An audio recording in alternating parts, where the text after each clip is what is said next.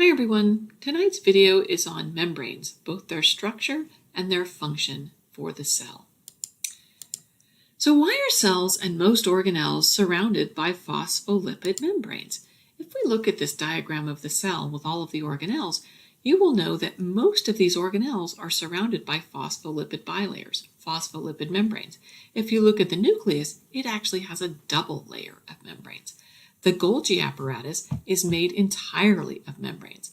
Vacuoles are surrounded by membranes, and mitochondria also have two layers of membranes. There are very few organelles that do not have membranes.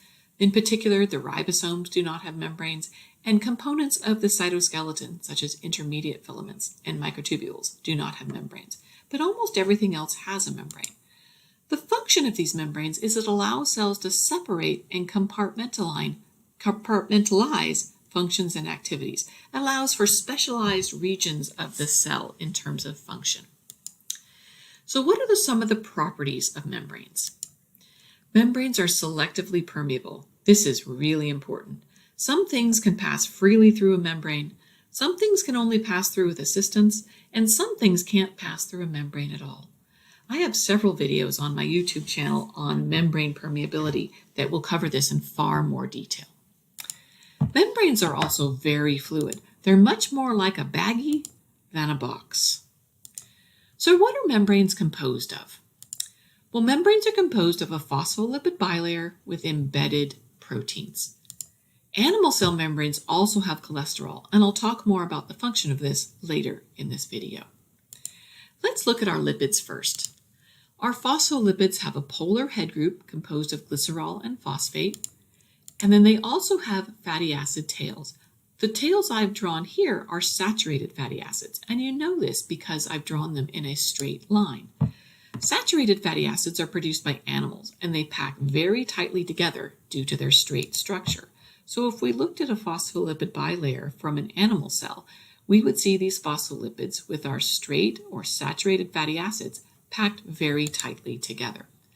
So how do animal membranes maintain membrane fluidity if their phospholipids are packed very tightly together? Wouldn't that make them more like a box than a baggie? When I said that membranes are much more like a baggie than a box.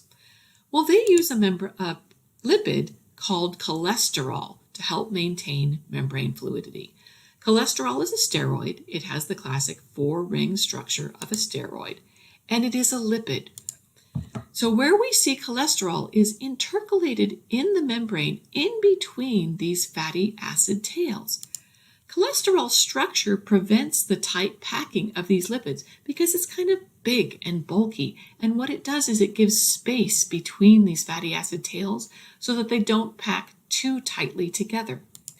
Especially in cold temperatures where you tend to see less kinetic energy and less movement, cholesterol helps maintain membrane fluidity in these animal membranes that have these saturated or straight fatty acids, and it doesn't allow them to pack so tightly together that the membrane becomes solid. The membrane never becomes solid. It maintains its fluidity even at these low temperatures because of the elbow room that cholesterol gives. Cholesterol actually helps at the other end of the temperature spectrum too, at high temperatures. You don't want your membrane to be so fluid that at high temperatures the motion goes so crazy that your membrane actually falls apart. You don't want it to be leaky. And cholesterol helps animal membranes maintain integrity by kind of keeping those tails together in warm temperatures. What about phospholipids and membranes with unsaturated fatty acids? So we would still have a polar head group composed of glycerol and phosphate and two unsaturated fatty acids, which are again indicated by this bent shape. Remember, in nature, unsaturated fatty acids tend to be made in the cis format, which is bent, and because of that, these do not pack tightly together, just due to that kinked nature. These cis unsaturated fatty acids are made by plants and by fish. So with plants and fish, you don't need cholesterol in their membranes because they can adjust the ratio of saturated to unsaturated fatty acids to keep the fluidity constant at varying temperatures. Let's look at this membrane diagram here. It has a mix of saturated and unsaturated fatty acid. If a fish or a plant was in a very cold environment, you would perhaps see a larger ratio of unsaturated fatty acid, giving it more room and more ability to stay fluid in these cold temperatures. Whereas in a warm temperature, you might see a higher ratio of saturated or straight fatty acids that can pack more tightly together in order to maintain that membrane fluidity. Because plants and fish can adjust their ratios, they do not need to use cholesterol to maintain their membrane fluidity and integrity. What are some of the functions of our membrane proteins? Well, first, I want to talk about some of the locations where these proteins can be. Membrane proteins can either be peripheral, so on the outside edge of the protein, or on the, outside edge of the membrane, or on the inside edge of the membrane. Or they can be transmembrane. They can cross the entire phospholipid bilayer and be present on both ends and in the middle. Some of the functions of our membrane proteins, well, they could be transport proteins. A transmembrane protein might be a transport protein because this could transport substances all the way through the membrane in this transmembrane channel. We could also have enzymes as membrane proteins. Enzymes tend to be peripheral proteins on the outside or inside edge of the membrane. We could also have a membrane protein that's a receptor. Those are going to either be transmembrane or peripheral, but what you do know is it will be exposed on the outside edge of the cell. It turns out that cells within a body talk to each other. They send messages.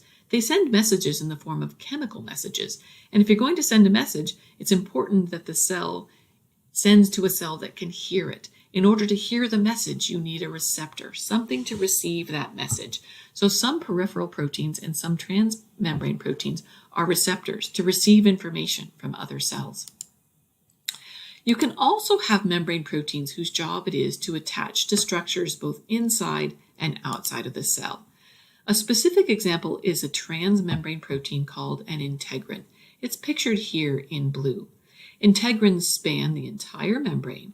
They attach to cytoskeletal fibers inside the cell, and they also attach to this fibrous network outside the cell called the extracellular matrix. Our cells in our body are not just floating around.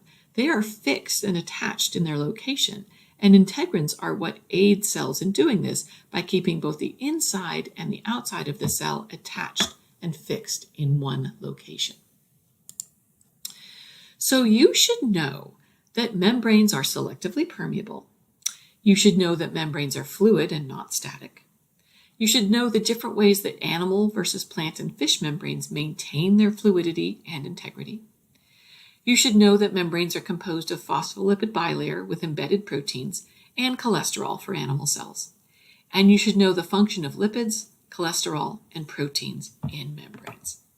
So that's all for tonight.